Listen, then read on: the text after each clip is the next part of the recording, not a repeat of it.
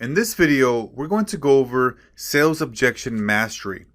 So in the previous video, we went over reframing and understanding the power of reframing and how we can use that to our advantage so we can get prospects to look at things from a different perspective, from a different lens, and where we can help them understand that their way of thinking or their old way of thinking isn't serving them, and that our way of thinking or a new perspective is actually going to be better for them. Sales objections are just part of the game. If you're not getting sales objections through your presentation calls, through your discovery calls, then you don't have a hot prospect, because with sales objections, you're getting those because the prospect is interested. However, they have some questions and concerns that need to be addressed. So most people, they see objections as something that's negative. And so what ends up happening is that whenever there's an objection, there's a question, there's an issue, people tend to experience frustration, stress, and anxiety whenever they receive any type of objection. Sales objections are just part of the game. And so if you're not getting any type of objection, any type of question or issue, anything that needs to be clarified, then you should be worried at that time, because it's just part of the process. And what you also need to understand is that objections tend to be service level responses that need to be clarified. If somebody's telling you that they need to think about it, well, that can mean a lot of different things. And so it may mean that they need more clarity, they need more understanding, they need some numbers to work with here, or that you haven't done a very good job of explaining how this is going to work for them. And so that can mean a variety of different things. And so understanding that most objections are surface level responses that we need to be able to dig a little deeper and understand at a deeper level. A good way to look at objections is to look at them as opportunities for you to acknowledge and understand the prospect, and then be able to clarify and dig deeper as to what that real concern is about. Something to keep in mind here as well is that oftentimes business owners are simply checking off boxes, okay? If they're saying, hey, do you have any referrals? Do you have any testimonials? Right? They're just checking off the boxes to make sure that you pass all the tests, right, so to speak, that show them that you can actually deliver results and that you've been able to get results for others. So to master handling objections, you must prepare responses in advance. And this is something that's pretty obvious here. However, you'd be surprised at how many people go into sales conversations. They'll do cold calling, they'll do any type of phone interaction and not be prepared when prospects come back with questions, right, or objections. So it's very important that you're prepared to respond and answer any type of objection or question or issue, right, that the prospect may have, so that you can just check their box off, right? And when it comes to making a buying decision, the objections are going to be centered around either price or value. If somebody doesn't see the value in your services, right, they're going to say things like, hey, I need to think about it. Hey, let me get back to you. Hey, just send me a proposal, send me your pricing. So understanding if it's price, if it's too much for them, or they don't see the value in your services, and being able to dig deeper into what they're really saying. Because if it's price, well, have you showed them that it makes sense for them to invest in your marketing services? Because they should be expecting a 4 or 5x return on investment. And if it's value, have you conveyed that you have a proven system and proven results, right? So understanding that ultimately it's going to come down to either price or value. Now let's go ahead and cover frames and how we can use these to overcome any type of objection thrown our way. So the first frame is the agreement frame. And what I want you to understand is that frames are secret weapons for overcoming objections. And so we're using the frames to show the prospect a new way of looking at their objection, right? If they're talking about price, if they're talking about, hey, I need to think about it, that's great. We can use different frames to get them to expand their awareness and really dig deeper as to what really is the problem.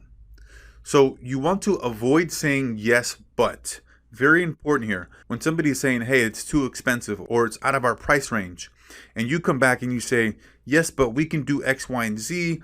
We've been able to get results for X, Y, and Z company, right? All these different things. And you're using yes, but. Understand that everything that you're saying before the but is negated, okay? Just think about somebody telling you, hey, this looks fantastic, this looks great, but, right? Everything that they just said is pretty much negated because of the word but, right? So in your communication, avoid giving a reason and then saying but, because that's going to negate what you just said, okay? What you should be doing, instead of using but, use and. That's going to sound a lot less confrontational, right? Just think about if somebody said, this all looks good, and I think that you can add X, Y, and Z, and it'll look even better. Versus, hey, this looks good, but I think if you added this, then I think it would look much better. Notice how both of those are pretty much saying the same thing, except when you use the word but, you're negating everything before that. And when you're saying and, it's less confrontational and the person is able to accept it easier. So the way that you want to respond to objections is if somebody says, hey, this is out of our budget, this is too expensive, you want to say things like, hey, I understand, and, or I appreciate, and, or I agree, and, right? Because if you say, hey, John, you know what? I understand, but we can do X, Y, and Z, and nobody else can do this. Versus saying, you know, John, I understand, and let me just mention that we have been able to do X, Y, and Z for previous clients, and I know that we can get the same type of results for your business, right? Notice how there's a huge difference there as to how that's being received and how the other person interprets that message. It's smooth, it's less confrontational, it's received without any type of resistance. And so if somebody is saying that the price is too high, we can come back with, hey, you know, John, I agree. We're not cheap.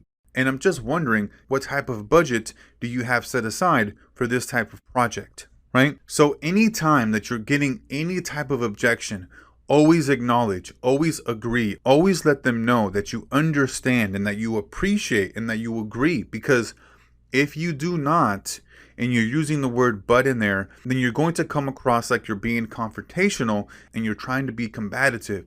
So that's why it's important to ease into your response and acknowledge and drop the resistance by saying that you agree, by saying that you appreciate them sharing that with you, and then following up with the softening question. I'm just wondering, I'm curious to know, just so I can understand you better, or just so I can understand X, Y, and Z, right? Very important that you're using this, because if you're coming across like you're trying to defend yourself and you're saying this and you're saying that, you're going to turn the prospect off. Never ever try to defend yourself or your stance, anything. Always agree, always acknowledge, and always look to understand where they're coming from. And here's an agreement frame in action. So let's say somebody says, I need to think about it. You can respond back with, hey, you know, John, I agree that being clear that this is the right decision is important, right? Notice how you're agreeing there and you're letting them know that, hey, I understand this is an important decision. Just so I can understand your train of thought, what exactly would you need cleared up in order to feel good about moving forward, right? So we're dropping the resistance. Hey, I agree. Being clear about this is important. This is a big decision. Now, just so I can understand where you're coming from, right? What do you need to be cleared up so that you can feel good about moving forward? We're getting deeper, right? We're understanding what is the real reason, because then they're going to come back and say, well, it is out of our price range, or, you know, how does this work? Or can you help me understand X, Y, and Z better? This right here is power, because being able to overcome objections, lower resistance, is one of the most important aspects of sales. If you can't properly understand where the prospect is coming from, understand their objections, acknowledge them, hear them out, and then clarify what they're trying to say, then you're going to have a hard time with closing clients, because they're going to tell you surface level objections and you're not going to dig deep enough to really understand what the problem is, right? So you can help them get that cleared up so that they can feel good about moving forward. Because remember, what we're selling is decisions and good feelings about those decisions. So if they're saying, I need to think about it, then they're not feeling very good about moving forward. So we need to understand what it is that they need cleared up so they can feel great, right? Feel good about moving forward. Now, the next frame is the contrast frame.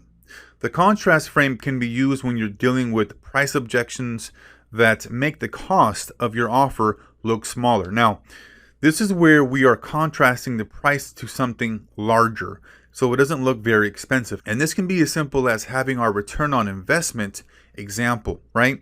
Showing them how, hey, if you're investing $3,000, your expected return on investment is $15,000 or $20,000, right?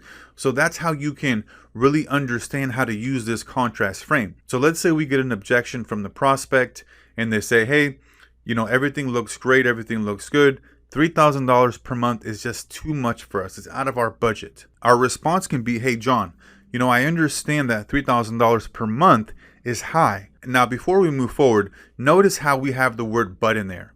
We're using this precisely to our advantage here. This is very strategic here because the $3,000 per month is high. We're negating that, right? We don't want them to pay attention to that. We want to negate that. So we use the word but to do just that. I understand that $3,000 is high, but based on the numbers that we ran, your expected ROI is an additional $30,000 per month in revenue. You would invest $3,000 to make an additional $30,000, wouldn't you? Right? So notice how we're using the word but to our advantage here, and that we're contrasting their return on investment to our initial $3,000, which is very low in comparison, right? This is an extremely powerful way for us to be able to let them know that, hey, whatever it is that they think is high or whatever type of objection they have, when we contrast that with something else, right, it's going to be minimal in comparison to what they're going to get or what we're comparing it to, right? Very powerful frame here. This works great anytime you have any kind of pricing objection where they think that it's too much for them or it's out of their budget. But then if we can paint a picture for them and give them a new frame of reference and understand that, hey, $3,000 is nothing in comparison to how much you're going to be making. The next frame is the comparison frame. So one thing to keep in mind here is that whenever we're making a decision to buy X product or to buy Y product or to not even buy anything at all, we first must make an evaluation, and our evaluations are based on comparisons. So just think about if you wanted to buy a new home smart device where it controlled everything in the house through Wi-Fi and it had a bunch of different features, functionalities. When we're looking to buy something like that, we're comparing it to how complicated it's going to be to learn all of those features and functionalities, right? Because it may give us the ability to control all the devices in our home. However, there's probably a whole lot of options, a ton of buttons that we need to become familiar with and learn. And so we're comparing the ability to control all of our different devices from one single device versus the complexity of understanding how that device works, okay? And so with objections like, hey, it's too expensive, these are based on comparison. And so we need to understand what the prospect is comparing that price to so we can respond accordingly. If they're saying it's too expensive because XYZ company gave them a lower price, well, is it apples to apples or is it apples to oranges? It oftentimes isn't the same thing. So we need to understand where they're coming from. So here's an example of a comparison frame in action. So the objection, it's too expensive. John, I understand how it can seem that way, and I'm curious as to what you're comparing it to. Did you get a previous quote for less or, right? Notice how we're just trying to get an understanding of what they're comparing our price to as far as their idea of it's too expensive, okay? And so once we ask this question, we can know what they're comparing it to. If they got another quote from XYZ agency and they only quoted them $2,000 and you're selling your services for $3,000, okay, what did the other service or the other quote, what did it include? Because I'm fairly certain that it's not an exact comparison because they may not be including a lot of what we're including, right? And so that's why they gave you a lower price. Think about all the different ways that you can use this comparison frame. This can be if they're coming back and saying, hey, I tried digital marketing, it didn't work for me. Okay, well, hey, John, I understand that you may have tried digital marketing in the past and it didn't work for you? I'm curious, what exactly did you try and what were the results? Notice how we're trying to get an understanding of what they're comparing it to. Their experience, their results. Maybe they hired somebody and they didn't get the results that they were expecting. And so now they have this idea that digital marketing doesn't work, when in reality, it's that they hired somebody that didn't know what they were doing, or they may have tried something themselves and they didn't get the results that they were looking for or expected, right? So these are the frames that you can use to overcome any objection. Anytime that you have any objection thrown at you, you can use any of these frames to overcome them, because you're acknowledging, you're agreeing, and then you're looking to understand why they have this question or what needs to be cleared up, okay? So that's going to be it here for this section on frames, and we'll see you on the next one.